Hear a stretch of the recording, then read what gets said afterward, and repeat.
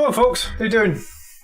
Glad to have you with us today. Quite a few people in the stream already, so nice to have you here. Say hello if you're here in chat, and I guess this is going to be a bit different from our normal stream in that I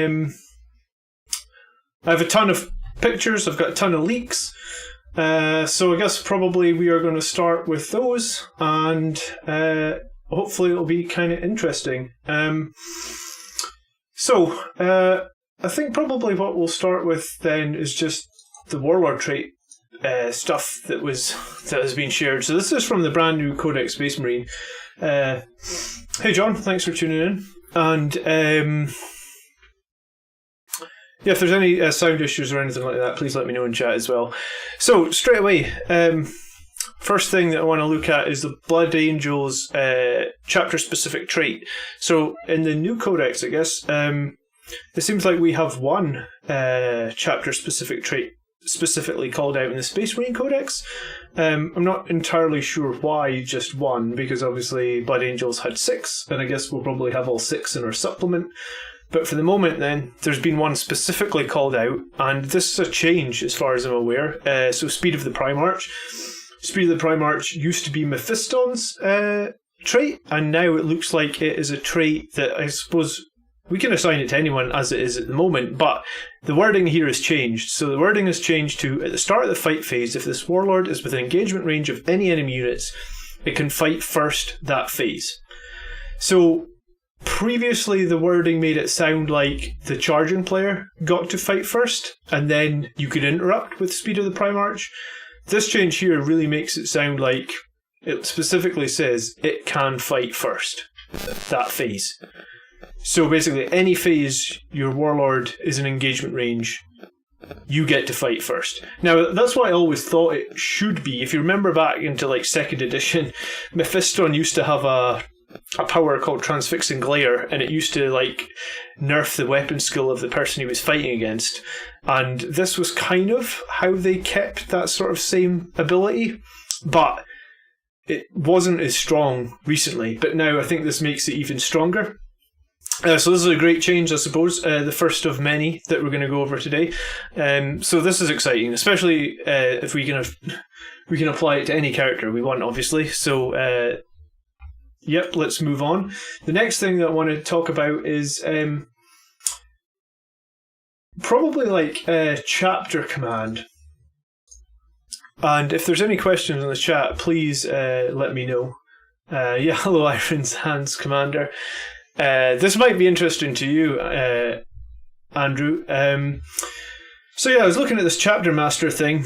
So basically, you can, I guess there's 2 pages here. See if I've got them both. Yeah, chapter commands. So you can do this to, like, I guess a captain, a tech marine, a chaplain, a librarian, an apothecary, an ancient, or a champion. And what you're essentially doing is buffing one of these characters. So it says up here in the first paragraph, if your army is battle forged and includes any Adeptus Astartes detachments, blah blah blah, then when you master your army, you can upgrade one of the following characters, which is a captain, chaplain, librarian, tech marine, apothecary, ancient, or a company champion, into these new so I believe Master of Sancticity, if I'm saying that right, was available before, but now we need a rematch against your Iron Hands. Now you can do this to anyone, and the one that's really interesting for me as a Blood Angels player is the Chapter Master. So recently I've been running Dante because I like Dante's ability to rerolls, and I guess with the changes that they're making, then captains will only buff core units. You can correct me if I'm wrong when we go through the unit profiles, but looking at the unit profiles, I believe all infantry are core, and all I think dreadnoughts are core as well. It's just vehicles and characters that have lost the core word, and then there's some exclusions, like centurions didn't get the core word, so I'm sure there's a few other. I'm not sure if that's a mistake.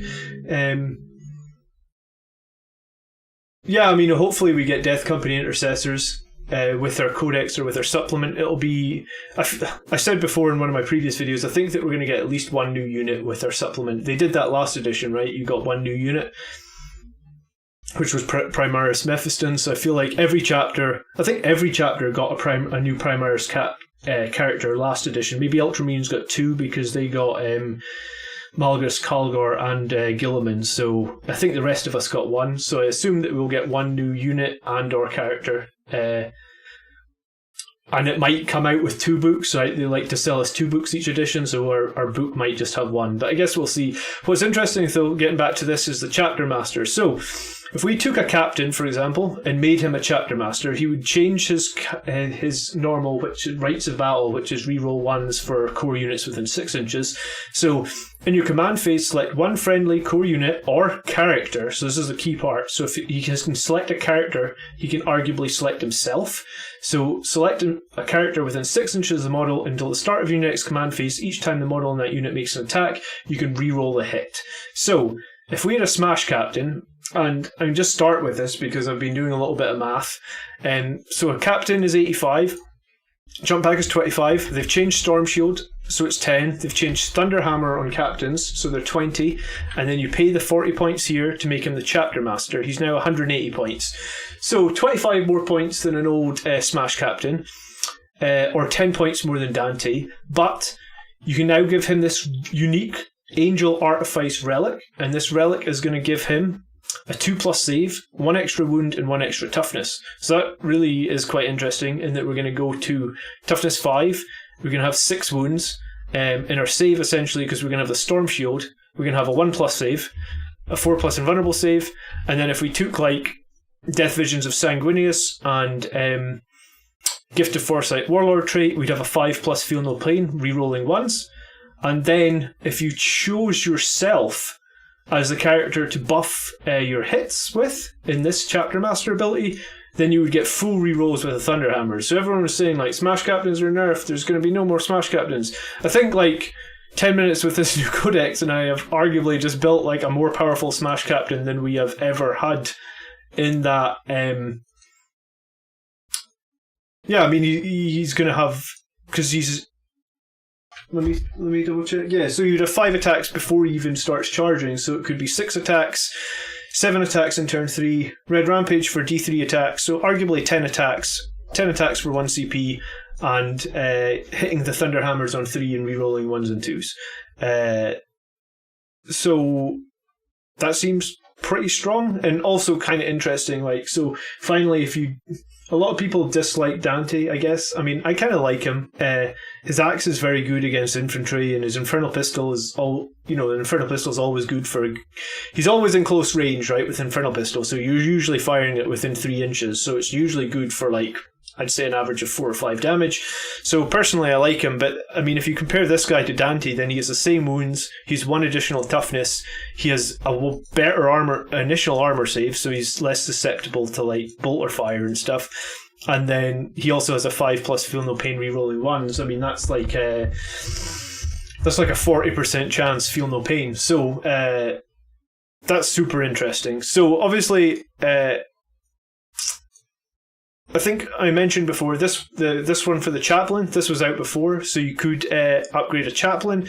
Oh, it must be worth also saying that if you do make him a chapter master, then you get a new, or you can take a new warlord trait that gives you the ability to roll a d6 each turn, and on a 4+ you gain 1 command point. So I guess with 5 turns, that's going to average you 2.5 command points extra a game. I feel like the one where you roll and get your command points back is probably stronger than this, but I mean, that's up to you. It depends on if you feel like you really want to spend your warlord trait on command point generation. I'd almost say that there's better ways to get command points back than this one. Just 50-50 chance each turn for 1 seems kind of weaker. Okay, and then there's the Master of Sanctity, I guess is probably how it's supposed to say. So this was here before, and this was very much for chaplains in that they basically can cast 1 additional litany, and also they can add +1 to the roll for casting litany, right? So add 1 to the roll to see if it's inspiring. So basically you get to cast 2 litanies per turn, and your litanies would activate on a 2+. So this is kind of strong, I guess, as well. And it doesn't specifically call out anything to do with Primaris here. So as a Blood Angel, you could run this on an old school chaplain with a jump pack. We do have a unique chaplain model with the jump pack. Yeah, I mean, I assume Lagmeister that Dante's in the supplement. I'm sure that his Dante's role is going to. What am I trying to say? Dante's war scroll is going to change to this paragraph here, 100%, I would imagine. I can see no reason why they would leave it as the old rule. It was just probably... Our 8th edition Codex must have been near the start of 8th, I guess. And for whatever reason, they missed him in Blood of Baal. I feel like they should have probably updated it in Blood of Baal, but it is what it is, I guess. Excuse me. So, Master of the Forge is a new one for Tech Marines, in that... you can add +1 strength and +1 attack to dreadnoughts that are within 6 inches.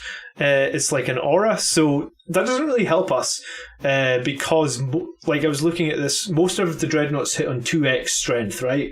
And then because of the +1 to wound we already get, I don't feel that's very strong for Blood Angels, but I feel like it's pretty good for other factions. And also...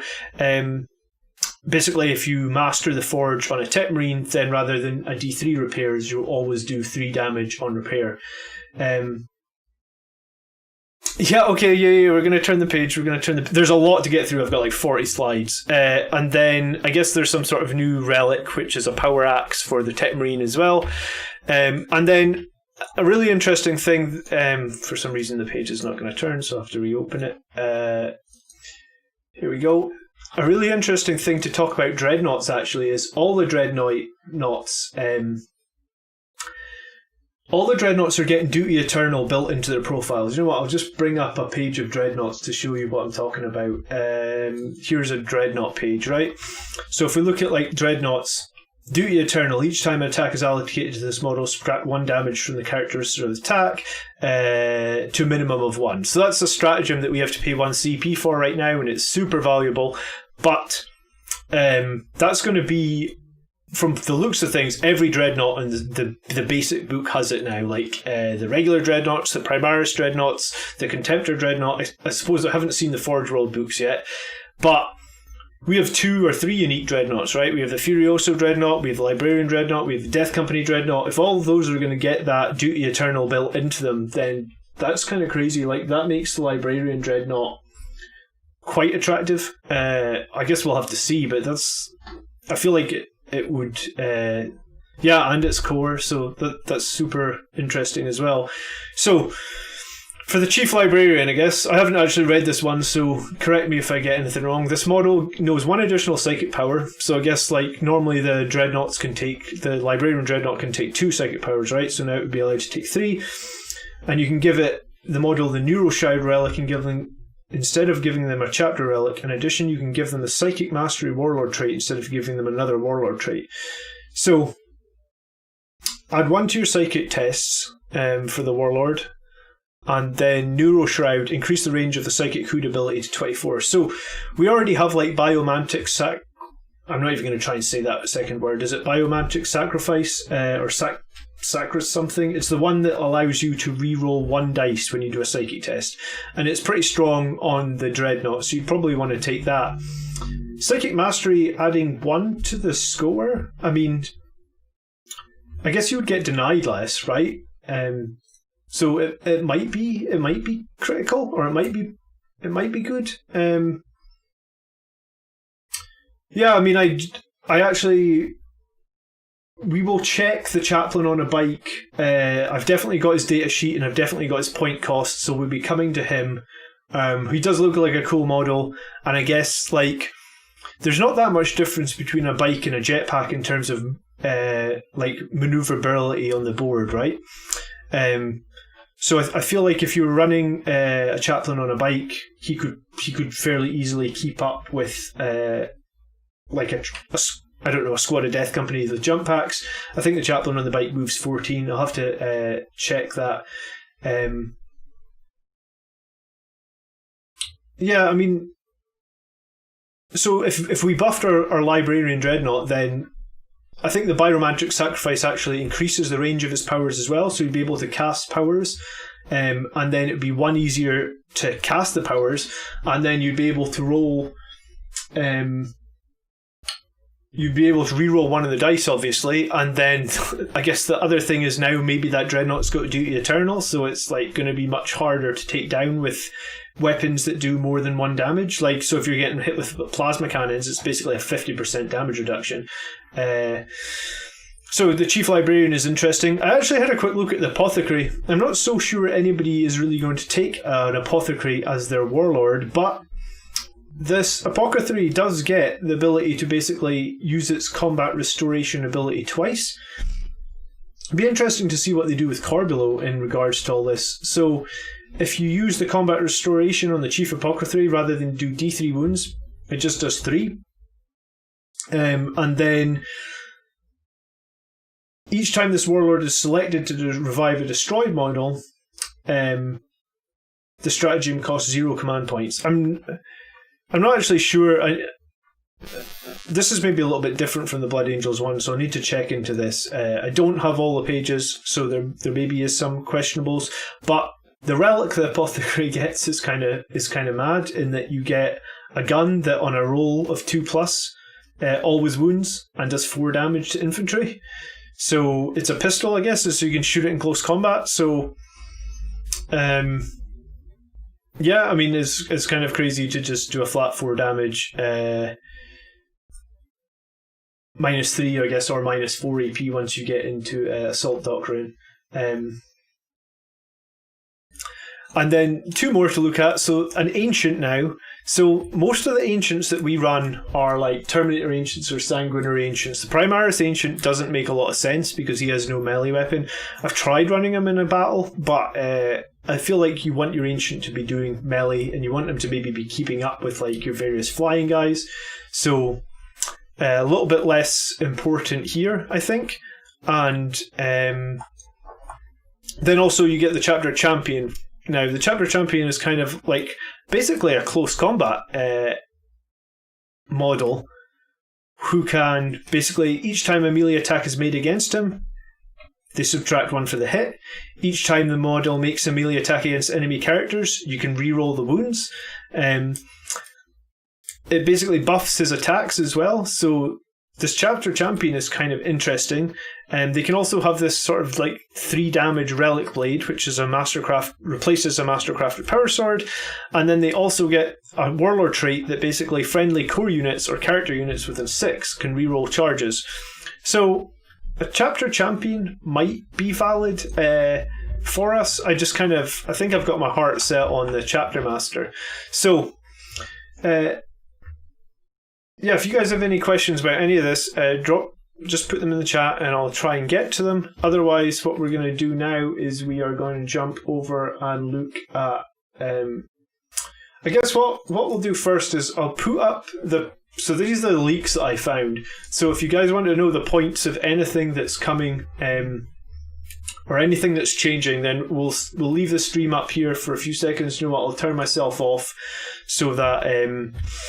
basically, if you want to go ahead and take a screenshot of this screen, and then we'll go forward. I believe there's 3 pages of point costs. So there's the ones that's got HQ, troops, and elites. And then we continue elites, fast attack, heavy support. And then moving on once more.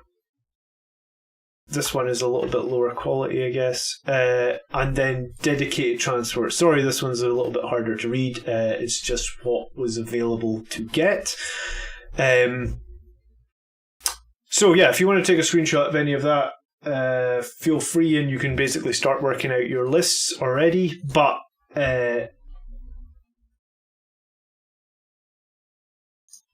what I've done then is I've got every data sheet. Again, I found this as a leak, so I don't actually have the book yet. I'm getting mine next week, and maybe when we get the book, we can do a bit of a deeper dive, either in the live stream or in like the weekly tactics video. But what I've done on every single page to make it easy for you guys, do you know what? I'm probably just going to change my camera so it's small. Yeah, so like I'm not covering anything. Okay, so on every single page, what I've done is I've put in the cost of the unit, and then I've also put in the war gear costs as mentioned. So they kind of said that the war scrolls and the war gear are quite a bit different now, in that I guess there's a bunch of things like within the profile that do not have costs anymore. And if they do not have costs anymore, like in the screens that we just saw with the costs, so I mean, I guess if we use like what if we use this captain with heavy bolt rifle as an example? So if we look at the captain with the heavy bolt rifle who's 105 points, and we go and actually look at his costs on the cost screen. So here he is, captain with mastercrafted heavy bolt rifle. It just says 105 points. There's nothing else on that screen, which means that all his like power swords and stuff, etc. I mean, it's a bad example because it's characters, right? But it just means that you don't pay anything more than what you see here. So for this captain, for example, anything that's on this data sheet that doesn't have a cost on those other sheets, then you basically end up paying nothing. So the new Primaris Captain, 90 points. I don't think that changed. Mastercrafted Power Sword for 5, or the Power Fist for 10, or the Relic Shield for 10. And obviously it still gives you the options here. So it says this model is equipped with a Mastercrafted Power Sword and its bolt rifle, and it can be replaced by one of the following. So Plasma Pistol and Power Fist. So if you're going to swap like the Mastercrafted Power Sword, bolt rifle, etc. for the Plasma and Power Fist, you essentially just pay the 10 points, right? That's it. Like there's no cost for the plasma pistol within his profile page, so you don't pay that. You don't pay the 5 points for the plasma pistol like you would normally pay. You just pay the 10. I guess it's because you're substituting weapons, so this is going to make list building quite a bit easier. Okay, so Primaris Captain, we know what these guys are, and we sort of know what their weapon options are. Obviously, there's a new one with the Relic Shield from Indomitus, so nothing much has changed here. Captain Phobos Armor, I think, is exactly the same. No war gear options for the Captain's Phobos Armor, just a flat 95 points. And then this is the new guy, Captain with Mastercrafted Heavy Bolt Rifle, and he's in Gravis armor? Yes, so he's got like 5 toughness, 7 wounds.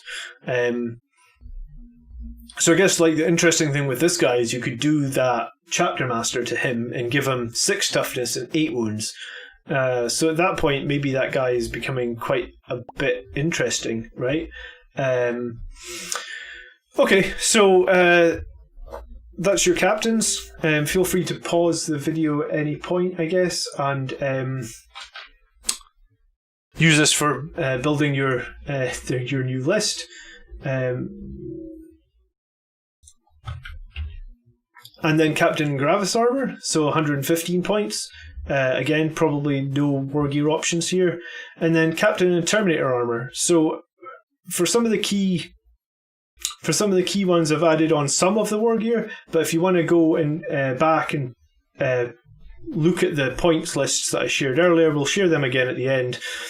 You can actually look at all the weapon options. Obviously, like captains can have combi weapons, and sure, captains and Terminator armors can have combi weapons and stuff like that. But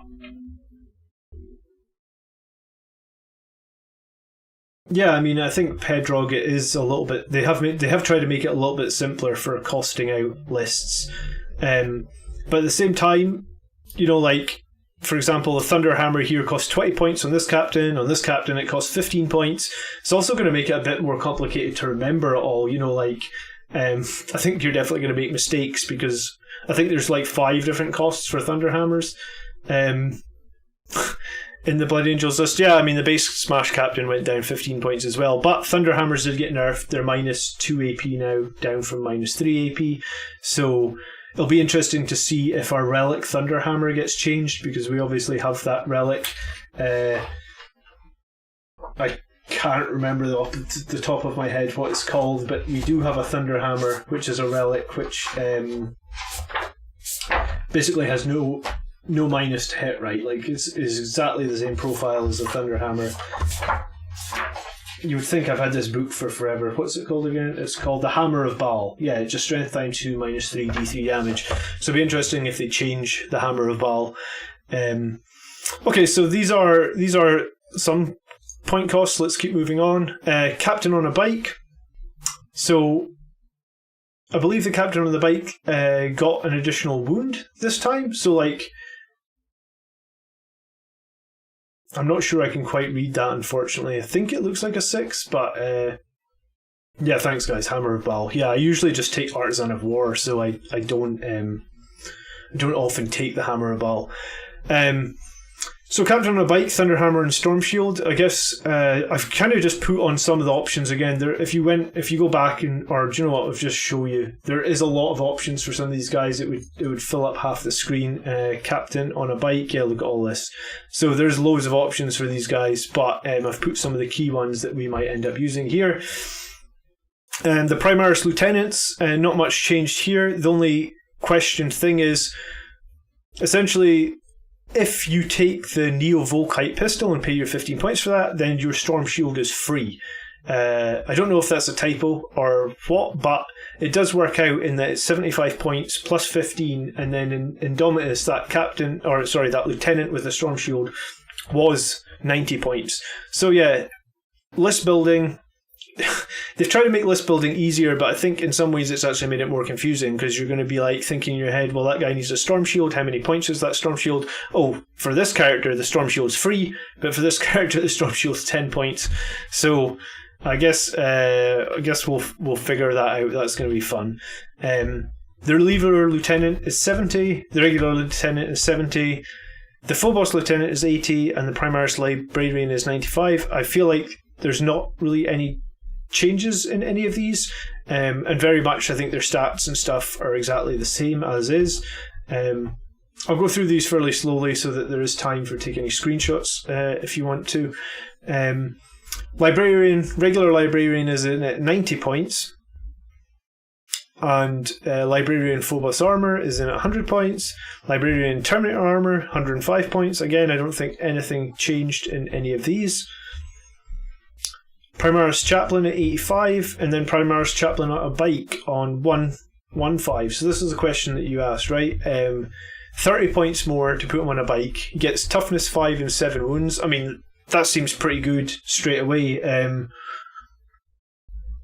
one extra toughness and the 2 extra wounds, that's going to make him quite a bit more survivable. I guess he gets turbo boost when he's on the bike, so like I said, if he needs to keep up with some flying Death Company or some other squad that have jump packs, that's going to be no problem, in that he moves 15 and he can turbo boost to add 6.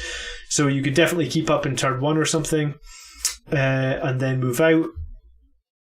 What's this? Alright, so they can use leadership. They can use his leadership. I haven't actually run regular chaplains very often. And I guess he would know 1 litany. However, based on what we talked about earlier, you could let him know 2 litanies, and you could make those litanies always go off on a 2+ for 40 extra points, putting him at like 115. Let's go back to that master page 1 second. So, because there's 2 versions, wasn't there? There's like... Oh no, so sorry, it wouldn't be that. It's only 25 points for the Master of I'm going to have to learn how to say that. Sanctity, I guess, maybe. So it would be 140 points. He would have 2 litanies. They'd go off in 2 pluses. He's got 5 wounds. Sorry, 5 toughness, 7 wounds. Yeah, I mean, the Chaplain on a Bike seems legit at that point, right? He obviously has this 4+ invulnerable save. His Crozius is 6, -1, 2 damage. I mean, the Crozius seems a little bit weak with AP -1, but I mean, it's only going to be AP -1 until turn 3, right? Because as a Blood Angel, I don't think there's ever a situation you don't want to be an assault in turn 3. So, I mean, I like it. I don't know if I like the price of it, because I think it was like $30, but I mean, I think I like it for the battlefield. I think you could even roll with a squad of Outriders or something like that, just to take over a flank or something. The one thing that I have problems with Outriders is, like, I feel like just having chainswords is a bit weak. So maybe if you took like a Relic Crozius, because we have one of them as well, right? I think that might be in the Blood of Baal book. You guys in the chat seem very knowledgeable. Someone hit me up with what that relic's called.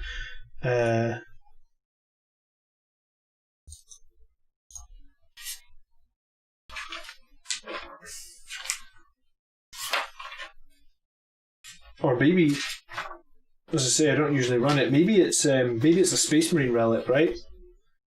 I'd have to check that. I don't think I've got any pictures of the relics, unfortunately. But I mean, I think if you look around online, you will find pictures of the relics. Okay, so Chaplain on a bike seems legit. Seems like he could be definitely useful. Chaplain Terminator armor is still at 95. Regular Chaplain still at 80. The new Primaris Tech Marine is at 80. And then the regular Tech Marine really jumped up in points. I think he used to be 40. He's now 70. But Tech Marines get this new ability where they can awaken the machine spirit in your command phase. This model can awaken a friendly chapter model within 3 inches until the start of your next command phase. Each time that vehicle model makes a ranged attack, add 1 to the attack roll. Each model can be awakened once per turn. So Tech Marine can essentially buff vehicles. So there's been a lot of talk about how vehicles aren't core anymore, but I guess if you run a couple of Tech Marines, then you can basically have your repulsors or land raiders or whatever hitting on 2s, and then you can repair them D3, or you can make your Tech Marine the Master. Tech Marine, what was it called? Master of the Forge or something? Master of the Forge, and you can guarantee a repair of 3 every turn. And that would cost you 20 points. So you could have a 100 point Primaris Tech Marine or a 90 point regular Tech Marine. The difference is 1 extra wound on the Primaris, and that looks about it. So you basically pay 10 points for 1 extra wound. And a cool new model, I guess. Alright, thanks Lagmeister. I will sanctity. I will get that right. Alright, so intercessors. Nothing changes with intercessors. We're 20 points per model. We all know what intercessors are. Assault intercessors looks like nothing changes except they get some options now. Figure of Death. +1, -2 replaces Crozius and Baal. Yeah, I thought there was one in Baal. Just say, I don't know if I've ever used... Oh yeah, here we go. Figure of Death. Strength +1, -2, 2 damage. Alright, so the only difference is you only get +1 strength, but you get -2 AP. And then you subtract 2 from any model that's hit with leadership-wise. Okay, so it's interesting. Like the difference between hitting on strength 5 and 6 for a Blood Angel is very minor. With their +1 to wound, it's probably not going to make any difference.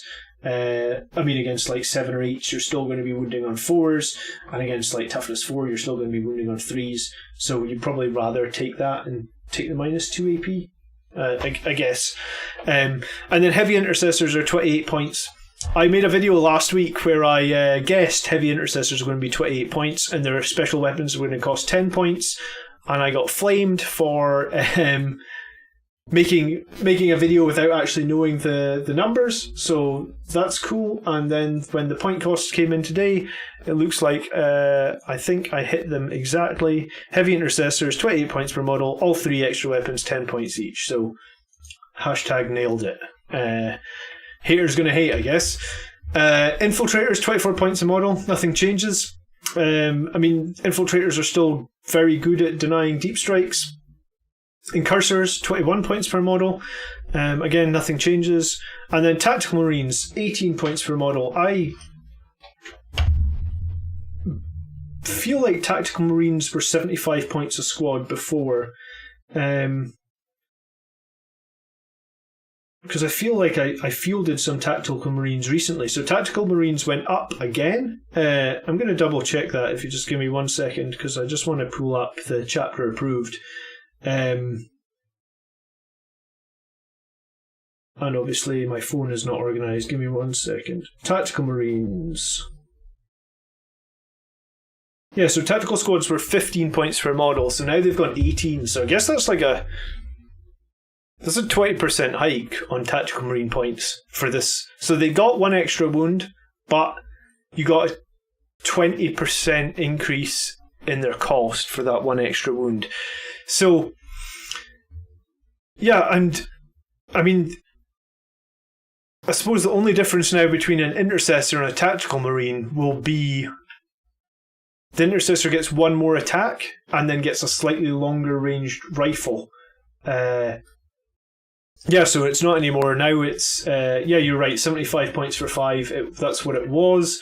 It's now tactical marine, 18 points per model, yeah, so 20% increase. So it's quite a lot, actually, for that. But then additional wound makes them... the additional wound does make them quite a lot more durable. It also makes Devastator squads quite a lot more interesting as well, right? Like, when I used to play Blood Angels back in, like, 4th edition, I always found, like, 10-man Devastator squads really effective because when they return fire against your Devastator squad, you just take the wounds on the regular guys with bolt guns that are doing nothing, right? And with the new rules... arguably, you'd want to put all those regular guys with bolt guns behind cover, so they get like a 2+ save. You don't even care if they can see the enemy. You just want them in cover, because they're not going to be in range with their bolt guns. You're just going to shoot off the Devastator. So this change makes Devastator squads really interesting, especially if like 2 wound weapons are a bit like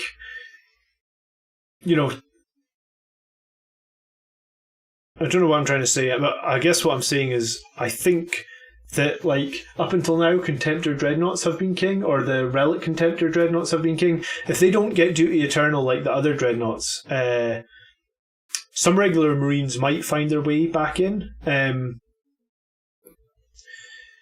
So I think the one stratagem that I noticed had changed was transhuman physiology can no longer be used on regular Marines. It's Primaris only, and it's 1 CP for a Primaris squad of up to 5, and on more than 5, it's 2 CP. So if you're going to play transhuman on like aggressor squads, because that's typically what I would like transhuman maybe, like quite often the opponent would be wanting to take out aggressors with high power guns like las cannons or something, but now it does seem like we'll get to aggressors. Aggressors have been nerfed into nothingness. Like I don't think aggressors are feasible in any way, shape, or form now. But okay. So moving on, the company Chaptain. Did I say? I tried to merge Captain and Chaplain. I'm sorry. Company Captain is at 55 points, and what we talked about earlier is you can now do like Honor of Death. This model is eligible to perform a heroic intervention within 6 horizontally and 5 vertically instead of 3 and 5. So basically, you can just heroically intervene more, and he can fight first if he's with engagement range of an enemy character. So upgrading that champion is something interesting that probably we've not really seen before. Before this book came out, there were certain things Blood Angels couldn't get, right? Like Centurions or Thunderfire cannons. I think that's all changed now. From what I understand, there was a restrictions page in this book, and Blood Angels have no restrictions. So everything within this book is going to be available to us. And then obviously everything that's coming in or supplement, probably in like a month's time or something. I can't wait to get that, actually. I'm really excited about the future of Blood Angels and 40k in general. So, Scouts, they've become an elite choice. A kind of questionable elite choice, I guess. Like, Scouts pretty much evaporated out of my army as soon as you didn't need them to build like a second battalion for your command points. Usually when I had Scouts, like in previous editions, they were just there for doing objectives. I've got 3 squads of Scouts painted. They were horrible to paint. I didn't really like doing the models. I thought they were a bit boring. I just can't see any reason to really bring them back. And they stay on 1 wound and they're 14 points a model. I just think there's going to be much, much better options. Like if you want to have something that's going to deep strike essentially, and hold an objective or something like that, prevent an enemy deployment, I feel like you've got better options from the Phobos range, really. Yeah, and I do think Devastators with Heavy Flamers is really good. I read Outflank. I am not familiar with that rule, Lagmeister. Is that a 9th edition rule that I just haven't picked up on? I noticed I've played 10 games of 9th edition, and I noticed that I missed a stratagem, like one of the core stratagems the other day. So, I mean, I guess myself, I'm still learning, so if you'd let me know what Outflank is, that would be great. So Primaris, I must have cocked up here. So Primaris Apothecary is 80 points. Regular Apothecary, it's definitely not 7 points. I think this was supposed to be 70 points. I will check that just so we're right. Regular Apothecary, what would he be, an elite? Yeah, 75 points, sorry. Okay, so this should be 75 points. The Company Ancient, and then the Company Ancient is 75 points, which is an Ancient with 4 wounds, 3+ save. The Primaris Ancient is 80 points, which is a 5 wound Ancient with 3+ save. You then get the Blade Guard Ancient. Now, this guy actually finally, in the Dominus box, he was either purposely missing or accidentally missing the Ancient keyword. He now got the Ancient keyword, so this is actually a huge buff for Blood Angels, in that means the Blade Guard Ancient can now take the Standard of Sacrifice. He couldn't take it before, he can now.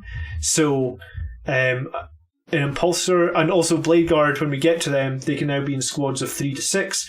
So we could have a 5-man Blade Guard squad, or a 4-man, I suppose, in an Impulsor, with the Blade Guard Ancient, with like the Primaris Lieutenant with the Storm Shield or something, so they can reroll 1s on wounding. I feel like that could be pretty strong now, especially if they've all got Storm Shields and they've got their 2+, 4+ saves, and then they'd obviously have their 5+ Feel No Pains. So the Blade Guard Ancient, I guess, is a bit more valuable, or is a bit more of an option. However, the Terminator Ancient now is like really interesting in that he can take a Storm Shield and a Thunder Hammer for only 10 points each. So you could now have your Ancient with a 1+ save, a 4+ invulnerable save, and then the Standard of Sacrifice. Now, the one thing that often happens to me in battles is people will always target my Ancient. Once they figure out, like, well, I don't want to say once they figure out, usually the last, like, I usually, in my recent battles, have been running 2 Sanguinary Ancients. Usually the first question they'll ask is, like, which one has the Standard of Sacrifice? And then they will purposely take him out because they know how powerful that 5+ bubble of Feel No Pain is.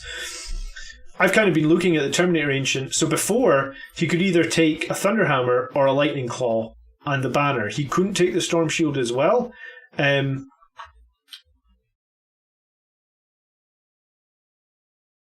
He might not be able to. This is difficult to read. If this is a Blood Angels chapter, the Stormbolt and Power Fist can be replaced with 1 Lightning Claw, 1 Stormbolt, or 1 Thunderhammer. So I don't know why they've put a Storm Shield on this profile. Alright, if he's a Dark Angel, he can take 2 Lightning Claws, 1 Thunder, and a Storm Shield. Ugh. Okay, so I'm wrong here, but I guess what we can do is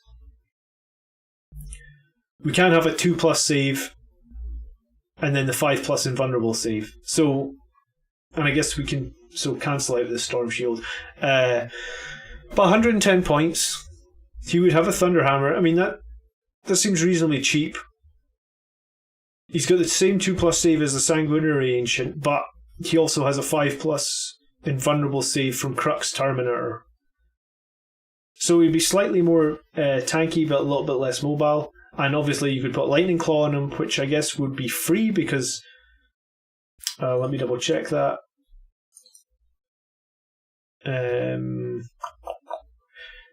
What is it? He would be a Terminator Ancient, so it would be this one. Terminator Ancient. Or Ancient and Terminator Armor, sorry.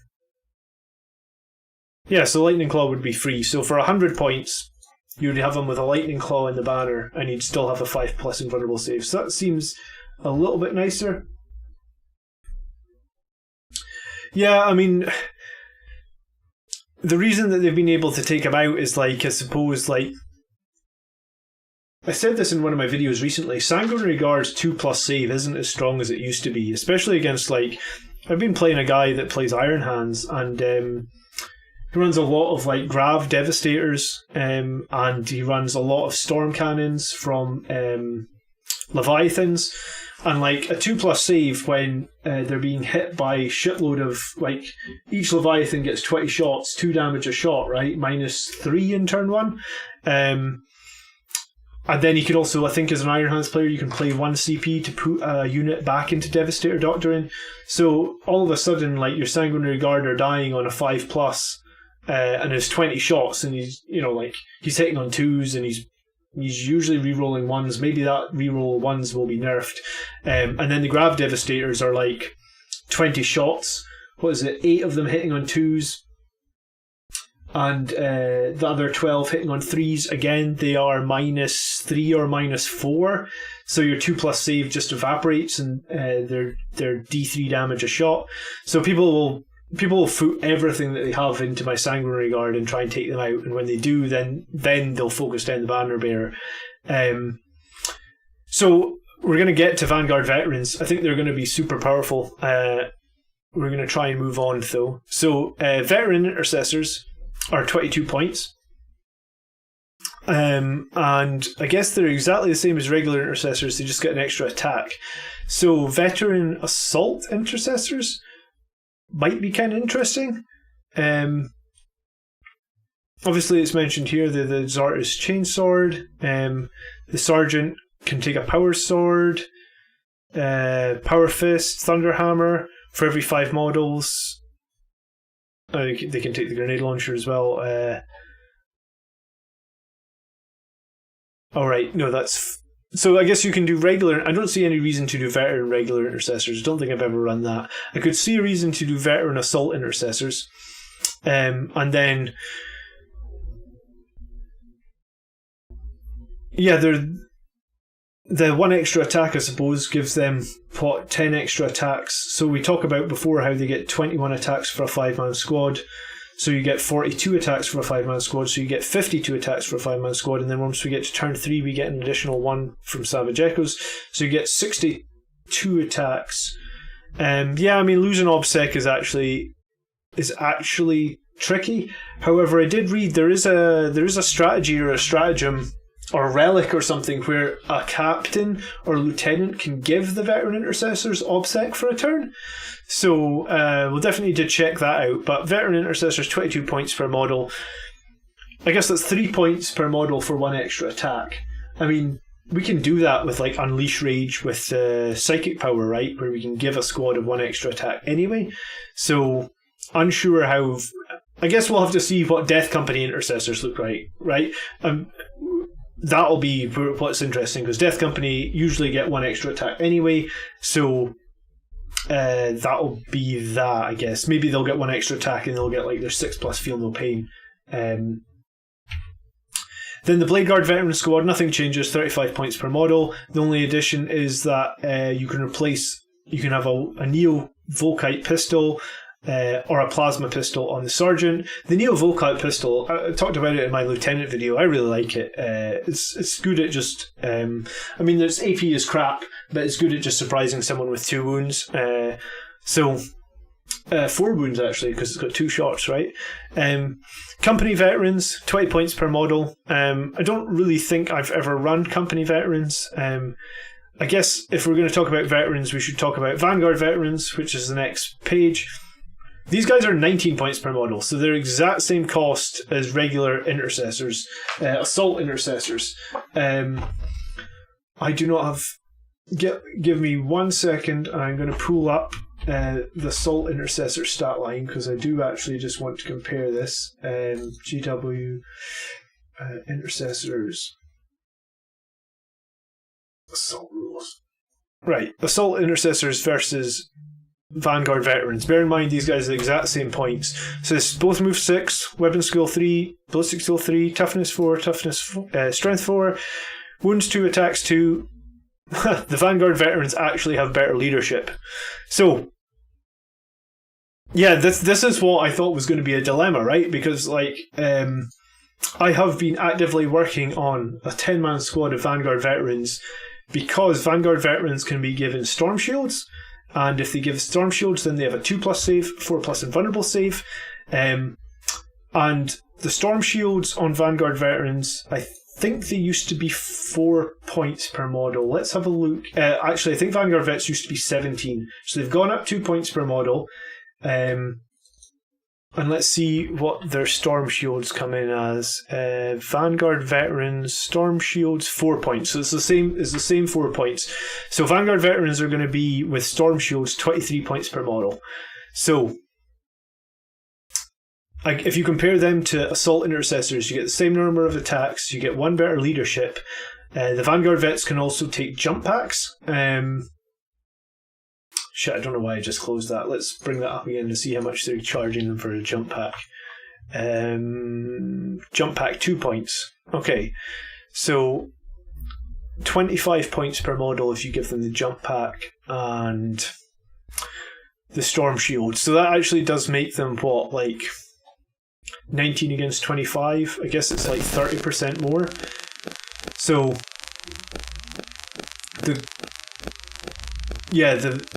just saw your question about the jump packs.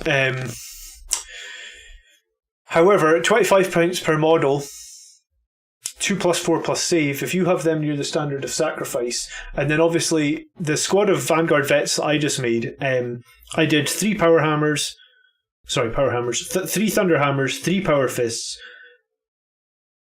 a Relic Blade on the Captain, yeah, that's 7, and then 3 Chainswords. So the Chainsword guys are 25, and then your Power Fists are... This is actually different as well. So your Power Fists got 2 points cheaper, actually. Your Storm Shield's got... your Thunder Hammer's got 3 points cheaper. So before it was Power Fists were 10, and Thunder Hammers were 15, and Chainswords were free, obviously. So what are your 19 points... 23 points for the Storm Shield, 25 points for the jump pack, and then so you're 37 points for a Thunder Hammer Vanguard vet. So you're only 1 more point expensive. So you pay 1 more point and you've got 1 more wound. That's fucking crazy. Your Power Fist used to be... do you know what? I put Battle Scribe up because I thought that I might want to compare something. Elites, Vanguard Veterans. If you take a Vanguard Veteran, give him a Storm Shield, give him a Power Fist. So with the Power Fist before, they were 31, and with the Thunder Hammer before, I just said they were 36. Yeah, so you're 37 now for a Vanguard Veteran with a Thunder Hammer, so you went up 1 point to get 1 extra wound, and for the Power Fist, it's going to be 8 + 2 + 4. So you're going to go up to 33. So you're going to go up 2 points more to have a Power Fist. Yeah, so Heavy Thunder Hammer, where are you reading Heavy Thunder Hammer? Was that 1 LC plus Storm Shield, same amount of attacks as the old light? Okay, so yeah, I mean... Oh yeah, that's true as well. 1 Lightning Claw. I had to think about that for a second. So 1 Lightning Claw actually gives you the same number of attacks as the old one. What did Lightning Claws used to cost? Where's Battle Scribe? I don't actually have any light. So 5. Okay, so you're cheaper for the Lightning Claw guys as well. Wow. Yeah, so I think Vanguard Veterans may actually be like... If you don't have a squad of Vanguard Veterans, I think you're probably going to want to get one. Third line down on the Vanguard Heavy... Yeah, I can't read that. Give me 1 second. I got a Google Drive that had... damn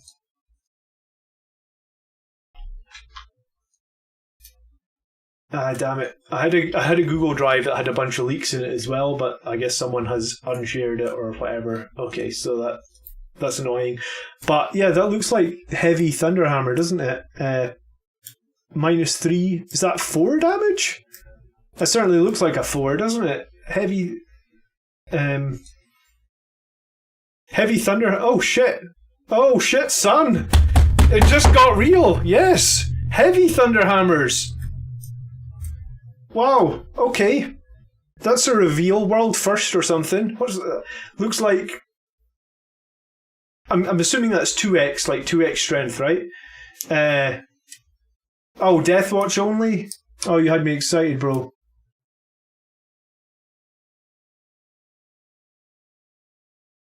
I mean, it doesn't specifically say. I'm not reading anything about Deathwatch there, but oh yeah, something from the Deathwatch chapter.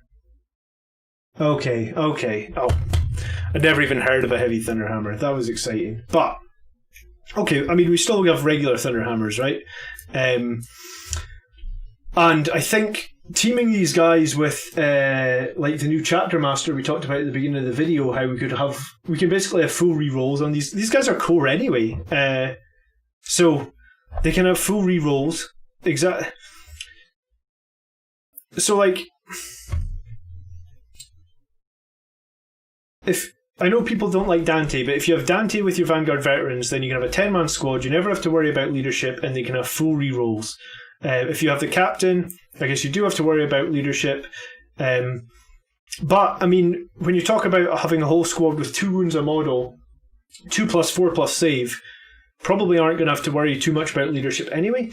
So it's kind of hard to say. But yeah, I think until we see what's happening with Sanguinary Guard, Vanguard veterans are going to be like... They're going to be absolutely huge for us. I just think that the meta has shifted so much, right? You guys know how many... They're talking about like all these like multi-meltas of 2 shots now, right? So imagine this. First turn, the enemy drops ships. The enemy drops a drop pod in the first turn now, sets up a Devastator squad of multi-meltas 24 inch away from your Sanguinary Guard and unloads. They're going to be -5 AP on those multi-meltas. You're going to have 2 of them hitting on 2s. You're going to have 6 of them hitting on 3s. You're not going to be able to play transhuman on them, so they're all going to get wounded on 2s. The multi-melta does more damage now as well, and if you're playing against Iron Hands, if it's turn 1, then the Iron Hands player can reroll 1s as well. So, I mean, you're going to lose, like... I could see... What's multi-melta? -4, so in turn 1 it's going to be -5, so even with your 2+ save, you actually get no save. You could lose your whole Sanguinary Guard, like an 8-man Sanguinary Guard, straight away. Whereas the Vanguard vets, you would only lose half of them because you've got the 4+ invulnerable save, and odds are that you would save half the saves, right? So, yeah, Vanguard vets, they seem very competitive now. The fact they only went up 1 point and like 2 points for Power Fists and Thunderhammers, they went a couple of points up for Chainswords, but maybe like, I guess like 4 points on the Chainsword models, but still, yeah, definitely have a look at them. I don't run Sternguard vets. I mean, if you do, you can check their stats here. And I did talk this week in my tactics video about the Judicar. Judicar got a slight nerf in that he can now only select enemy units within 3 rather than 6 for his Temporal Mortis. So really, he can only select things he's likely in combat with.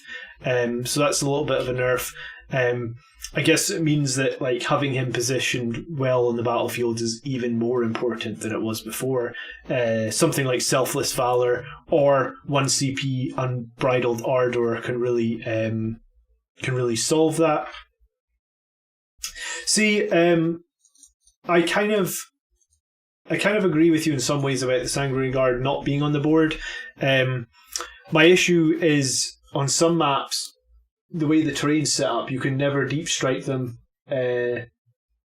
into cover, right? Like the map might be very exposed or whatnot, and so if you do end up with them on the board at the beginning of the game, how do you get them across the field and into the enemy?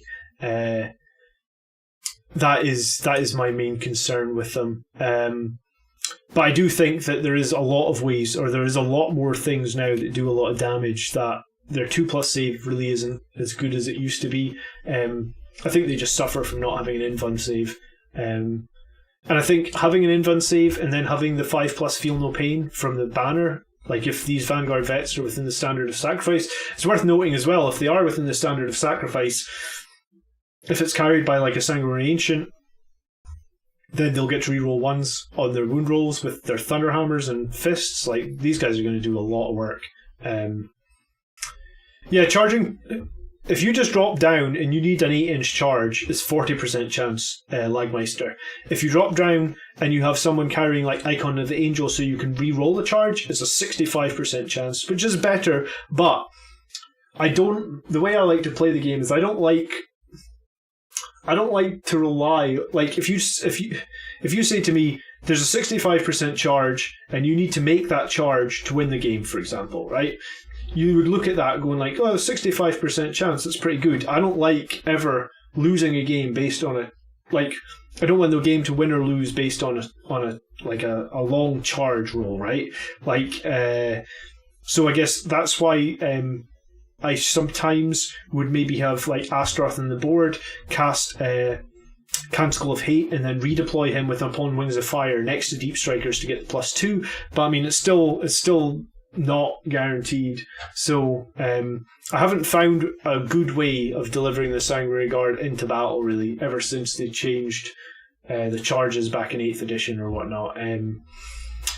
So yeah, I've been starting them on the board and moving them forward, trying to move them forward into cover, but I like the idea of trying out the Vanguard Vet. Sorry, we've dwelled here for ages. Let's move on.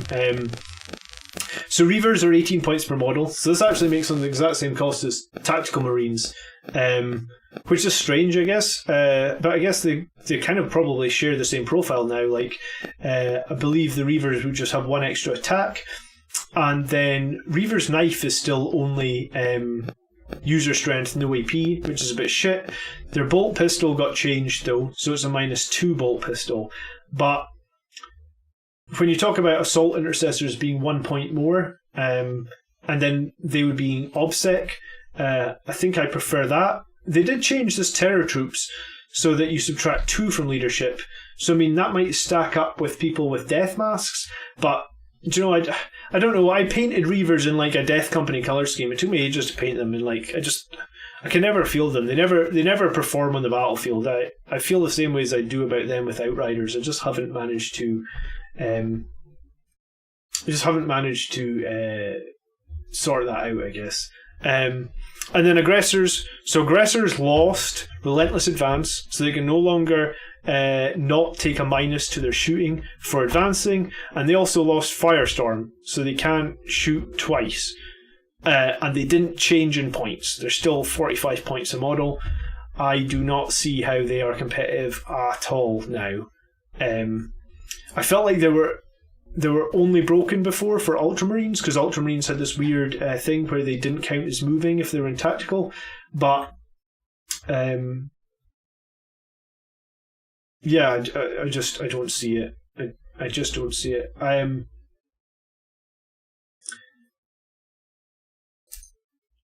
Yeah, it's just a heavy nerf on aggressors, which is a bit unfair. I'm sure they could have thought of a way to. I'm sure they could have thought of a way to not ruin them for all the other chapters just because they were too powerful for Ultramarines. But I mean, I guess it is what it is. So I was actually going to do one of the next videos on my channel. I was going to do aggressors versus Terminators, because Terminators obviously got an extra wound, and their points cost, I believe, Assault Terminators, let's say 33 points per model. What? Let's have a quick look. I don't know off the top of my head what Assault Terminators used to be per model. Okay, so 33 points per model. So nothing changed with Assault Terminators in terms of points per model. All that did change is Thunderhammers are now only 10 points. So that actually means on the Assault, you don't even pay for the Storm Shields now. So I guess 42 points per model for a Terminator with Thunderhammer. I guess that's coming exactly as it was before, I guess. Battlescribe kind of had that looking a bit confusing. But yeah, so 42 points. No, 43 points. Sorry, they're up 1 point, the Assault Terminators. So up 1 point on the Thunderhammer Storm Shield variants. And then regular Terminators, 38 points per model. I believe that's exactly the same. Or not. Regular Terminators were 31 before. Oh, sure, because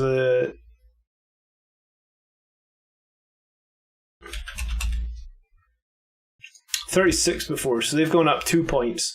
So again, the guys that are basically getting an additional wound, they're not going up very many points for getting that wound, right? This Terminator went up 1 point, and this Terminator went up 2 points to go from 2 wounds to 3 wounds. And I think for the Assault Squad Terminators, that makes a big difference in that they now have a 1+ save with the Storm Shield.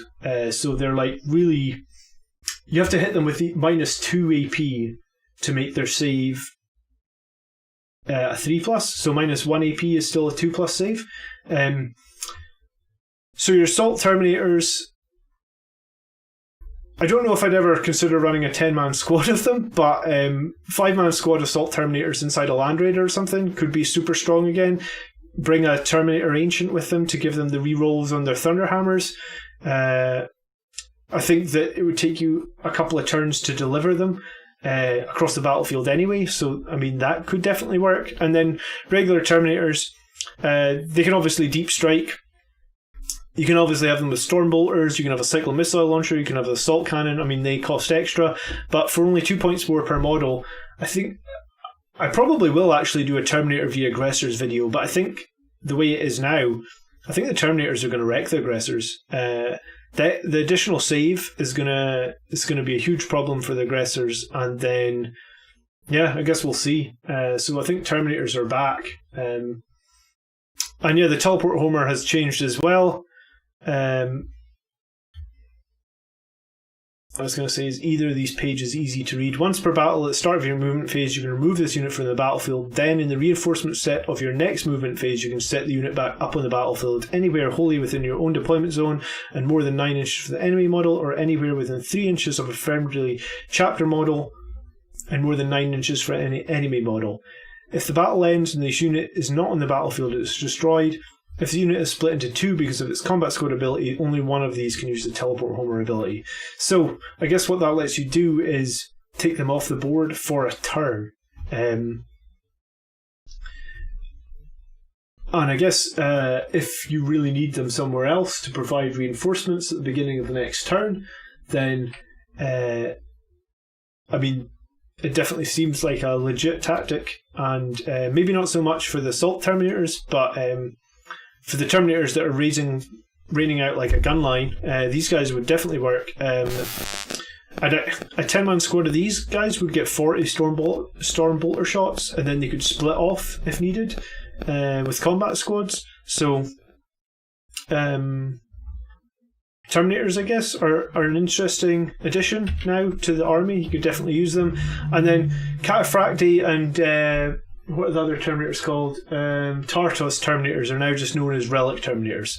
So Relic Terminators, 34 points per model. They got the same 3 wounds, and obviously they got some new war gear options. Take a screenshot of this if you want. I don't have these guys. I've fully planned to get some at some point, but I'm sure you know what it's like when you collect an army. Something always comes up. And then Centurion Assault Squad. So these are one of the few units that don't have the core keyword. Notice the core keyword as we're going through the video. Like I said earlier, I think most things have core. All infantry have core, maybe, and all dreadnoughts have core. Centurion Assault Squads. These guys, previously Blood Angels couldn't get them. It sounds like now we can get them. And I'm actually kind of interested. I've always thought they were cool models, and I know that they do fit well in a Land Raider Crusader. It's a squad of up to 6. I believe you can fit 5 in a Land Raider Crusader because each Centurion takes up the space of 3, and that has transport 16. So you could fit 5 Centurions, or you could fit 4 Centurions and 2 Terminators, like a Terminator Ancient and a Terminator Captain. That's what I was thinking might be quite cool. So Centurions, they're obviously very slow, 5-inch move, but they do have their 2+ save, they do have toughness 5, and if they do get into close combat, then they're hitting with strength 10. You're never going to get them into close combat the first couple of turns, so when they do get into close combat, it's going to be -5 with 3 damage each. And obviously you can take a Hurricane Bolt or 2 and a Meltagun or 2, so these guys could be very anti-armor, they could be anti-monster, you could drop them just about... if you bring them in a Land Raider, I think that would be my preferred delivery method for them.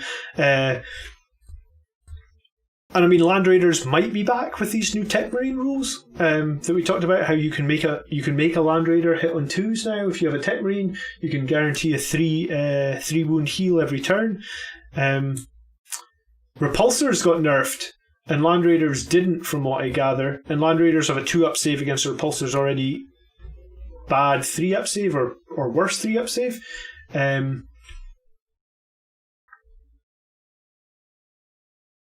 Is that I didn't realise they lost Bolter Discipline. Is that not part of Angels of Death?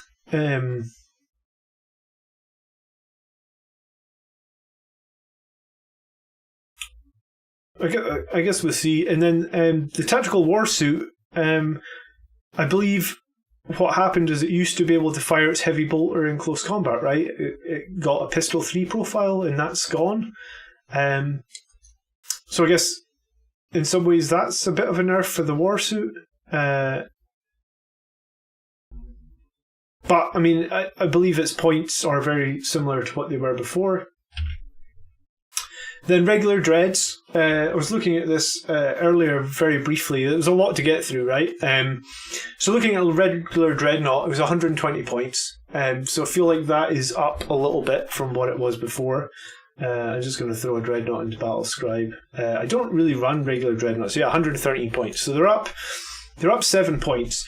But built into all the dreads profiles is -1 damage from Duty Eternal. So it's just on the dreadnoughts.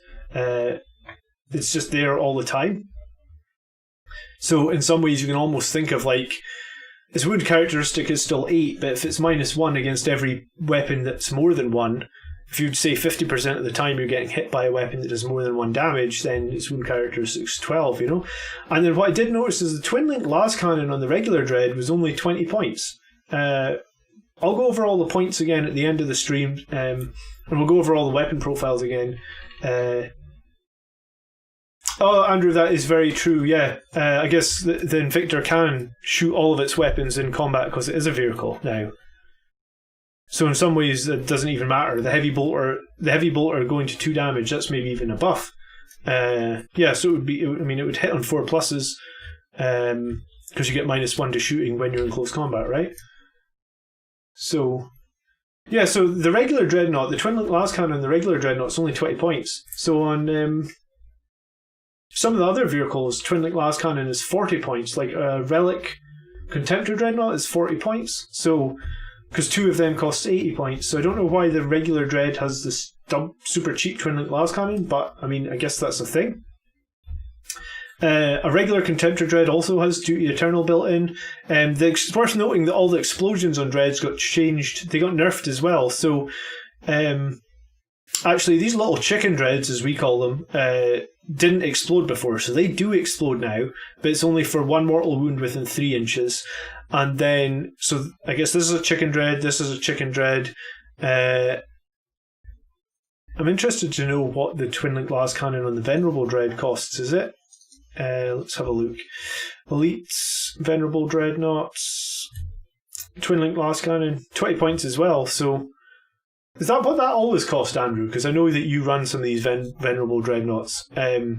Is it just the Relic Contemptor that you have to pay 40 points for the Twin Link Las Cannon? I feel like that's cheap because a regular Las Cannon for Devastator squad is 15. But yeah, we could easily have a squad of Dreadnoughts now. I mean, it feels almost like this is going to be the age of Dreadnoughts, with them all getting -1 to everything that hits them. Like, I've been running Dreadnought lists already in 9th edition with like 3 or 4 Dreadnoughts, and they've done pretty well. So, and then it's worth noting that the Ironclad Dreadnought as well, Duty Eternal, and then the Redemptor Dreadnoughts as well, Duty Eternal. Obviously, the Redemptors have 13 wounds, and they have... I believe their points actually got tweaked down a tiny bit as well. Like, it was 186 points, so it went down 1 point. If you had the Plasma Cannon, the Onslaught, the Rocket Pods, and Stormbolters. The Fragstorm or Stormbolters now, there's no difference in the cost if you swap those out.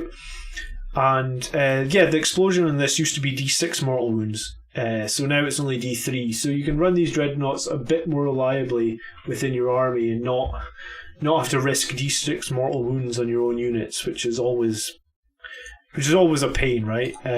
Especially because you can't reroll that now with command reroll. Okay. Assault squads, same 18 points as a tactical squad. I guess it's just one more point for the assault intercessors. I think if you're going to run assault troops, like with jetpacks, as a Blood Angels player, assault troops are not the way to go. We talked about how good Vanguard veterans are. We hope that Sanguinary Guard are going to get an additional wound, like Terminator's got, and then maybe at 3 wounds they'll be a little bit more interesting.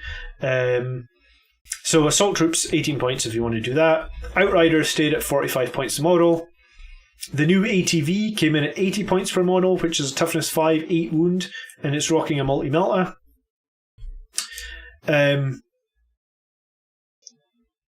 It's hard to say. Like, I was looking at this, so it's 85 points for the multi-melta on that. If we go forward 2 and look at the attack bike, so the regular attack bike is the same toughness 5, it's half the wounds, and it's 55 points. And it would be the exact same profile beyond that, in that so 55 points against 85 points, and the only difference is the 4 extra wounds. So if you ran like 2 of these guys, you'd have 16 wounds and like 2 multi-meltas. Whereas if you ran 3 of the older bikes, you'd have 12 wounds and 3 multi-meltas. I guess it depends on, you want survivability or you want more multi-melta shots. I think with the multi-meltas going at 2, you probably want the regular attack bikes. But I guess we'll see what the meta does and how these ATVs perform. I think it'll be interesting to know if the Leviathan Dreadnought gets nerfed as its explosion, because if I remember correctly, at the moment it's a 9-inch explosion, which is kind of a nightmare. Like 9 inches can be so much at the end of the game. Like, it's just such a huge bubble of an explosion. So regular bikes, 30 points per model. I think that went up slightly. We'll check, but I mean, I don't tend to run regular bikes. Yeah, so they went up from 25. And then scout bikes also came in as 30 points per model. Scout bikes seem like they didn't get an additional wound or anything. They seem very weak. I don't know why you would choose really to run scout bikes. Maybe there's something that I'm missing, but that's that. As we talked about, the attack bikes and their multi-melta stay at 55 points. So because they stay at the exact same point cost and they got 2-shot multi-meltas now, this might be quite a little bit more interesting. Like a 3-bike squad for 160 points or so. 6 strength 8 shots with -4 jumping around the battlefield. Seems okay. So suppressors went up in points. They actually went up in points. I think it's 10 points. And the only difference is they're now heavy 3 on their autocannons. So you get 9 autocannon shots as opposed to the 6 you got before. But they still only have 2 wounds, and you still only can have squads of 3 of them. And I guess because of the change in Overwatch, where people don't really Overwatch, or you can only Overwatch once per turn, I feel like they kind of got weaker. I don't know if suppressors are... Like, I don't know if Games Workshop are ever going to make suppressors viable in an army list. They just... I have 6 of them. I would like to run them. I think they're pretty cool looking models. Maybe if they'd given them another wound as well, they would have been decent, or another toughness, or another rule, something. I just don't know if one more shot on their autocannons really makes that much difference. Inceptors, I actually don't know what Inceptors cost before. Again, I have 6 of them. I just don't play them very often. I prefer to go with hand-to-hand stuff. So they're the exact same exact same cost for the regular guys. It looks like the plasma guys went down a bit in cost. So it was 10 points for the plasmas before, it's now only 5. So Plasma Interceptor's got like 15 points cheaper for a squad of 3. I guess you can take a squad of 6 if you want. So that might be interesting. For certain chapters, the Plasma Exterminators are very good. I'm not super sure they're good for us, but yeah, I mean, they're not terrible. And then, cool, so this is interesting. So this is where we look at the new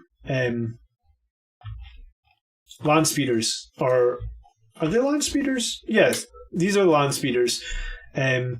So this first one, a Storm Speeder Hail Strike is equipped with 2 Fragstorm grenade launchers, Onslaught Gatling Cannon, Twin Iron Tail Heavy Stubbers. So this is like an anti-infantry one. So the Onslaught Gatling is now Heavy 8, the Twin Iron Tubber is Heavy 8, and the Fragstorm Grenade Launcher is D6, 150 points for that.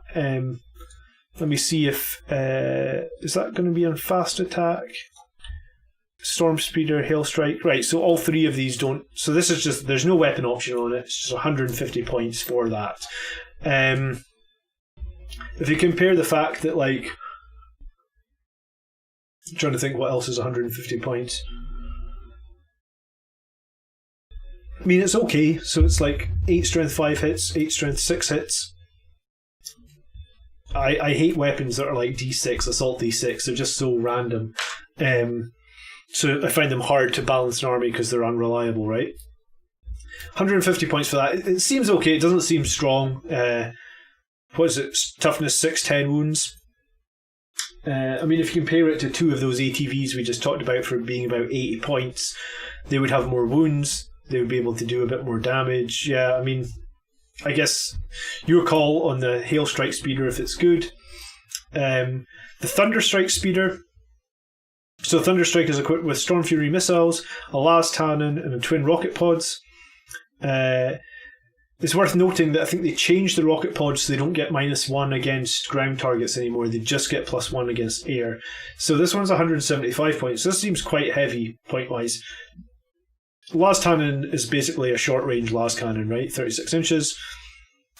Oh, this is interesting. Storm Fury missiles. It's like a crack. It's like a crack missile on it's basically a hunter killer missile actually. Strength 10 minus 3d6 damage, and then the twin rocket pods. Rocket pods are always quite good, I think. I mean, as much as I just said that I don't like random weapons, the D3 usually means you get like 2 or 3 shots. And then they do 2 damage a shot, so you know, you're probably good for like 3 or 4 shots here, so that's potentially 6. So this thing can actually, I kind of like, if you compare the 2 together, I kind of like this much better. The Thunder Strike for 25 points. This thing seems like it could pack quite a punch, actually. Yeah,